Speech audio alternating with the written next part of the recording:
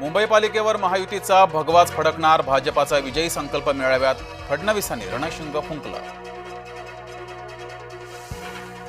Corona काळामध्ये नातेवाईकांना कंत्राट देऊन लोकांना मारलं, कोरोना काळातले कफन चोर आम्हाला काय सांगणार, मुख्यमंत्री फडणवीसांचा उद्धव ठाकरेंवर निशाणा. आमच्याकडे जागतिक ब्रँड नरेंद्र मोदी, बेस्ट निवडणुकीत ठाकरे ब्रँडचा बँड वाजला, देवेंद्र फडणवीसांचा ठाकरे बंधूंवर निशाणा. 31 जानेवारी 2026 पर्यंत स्थानिक निवडणुका घ्या, सर्वोच्च न्यायालयाचे निवडणूक आयोगाला आदेश. राज्य सरकारवर कर्जाचा बोजा, वर्षाअखेरीस रक्कम 9 लाख कोटींवर जाण्याचा अंदाज, विविध योजनांमुळे सरकारची आर्थिक घडी विस्कळीत. महाराष्ट्र सदनाचं बांधकाम करणारे चिमणकर बंधू दोषमुक्त, मुंबई उच्च न्यायालयाकडून चिमणकर बंधूंना दिलासा. पडताळणी करूनच कुंडी प्रमाणपत्र देणार, खोट्या आधारावर कुंडी प्रमाणपत्र मिळणार नाही, ओबीसी उपसमितीच्या बैठकीनंतर मंत्री बावनकुळेंची माहिती. ओबीसी समाजाचं नुकसान होत आहे, ओबीसींमधील घुसखोरी शोधण्यासाठी समिती नेमा, खोटी प्रमाणपत्र शोधण्याची भुजबळांची मागणी.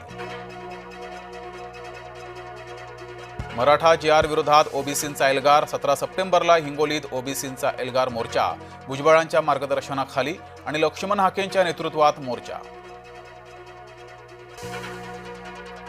बंजारा आणि वंजारा असे आम्ही भटके एक आहोत, धनंजय मुंडे यांचं बंजारा आणि वंजारा या वक्तव्यावर स्पष्टीकरण.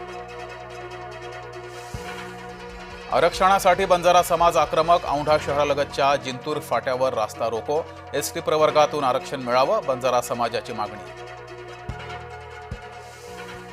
कल्याणमध्ये दुकान मालकी हक्कावरून पुन्हा मराठी परप्रांतीय वाद पेटला, दुबे कुटुंबियांची पोलीस आणि मनपा अधिकाऱ्यांशी हुज्जत, मनसेसह ठाकरे गटाचे कार्यकर्ते आक्रमक.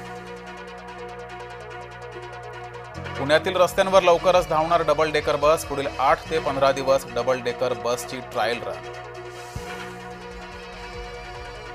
पंतप्रधान मोदींचा वाढदिवस देशासाठी काळा दिवस, काँग्रेस खासदार प्रणिती शिंदेंची टीका, मोदींनी केलेल्या विकासामुळे काँग्रेसच्या पोटात दुखतंय, एकनाथ शिंदेंचा प्रणिती शिंदेंना टोला.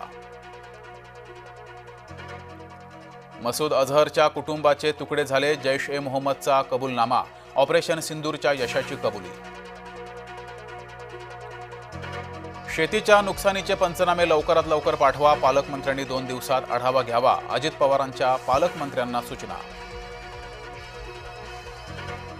साताऱ्यातील कृष्णा आणि वेण्णा नदीवरील पुलाची दुरावस्था, 4 मंत्री असतानाही पुलाची दुरावस्था, वाहनधारकांसह नागरिकांचा संताप. जळगाव जिल्ह्याला पावसानं झोडपलं, जामनेर पाचोरा तालुक्यात अनेक नदी नाल्यांना पूर, शेतीचं नुकसान, अनेक घरात शिरलं पाणी.